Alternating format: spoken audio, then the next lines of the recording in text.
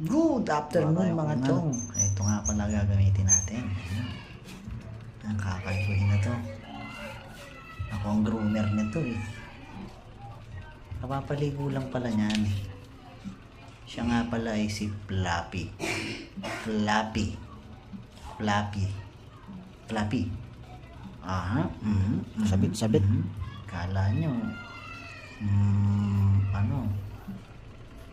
Matigas ang pagkakasuklay ko dyan. O matiin. Hindi.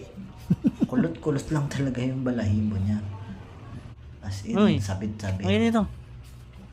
Mahirap nito anahin nung tumakas sa kulungan. Mas mahirap kasi nung nasa kulungan. Masikip. Braso lang ang ano.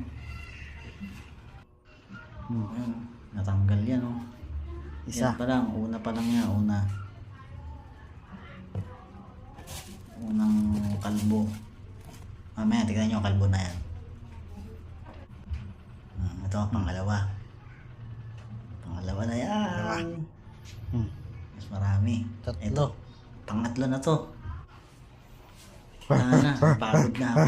Nakipaglaro na yan dito sa isang aso namin si Kush. Sisindihan ko to eh. Ulit tong asong Papi! Maraming lahi ito dito sa amin. Taga dito sa amin yan. Nako, umihi ka pa. Ayun o. Loko-loko ka talaga. Natutuktukan talaga kita eh. Magmamap na naman ako.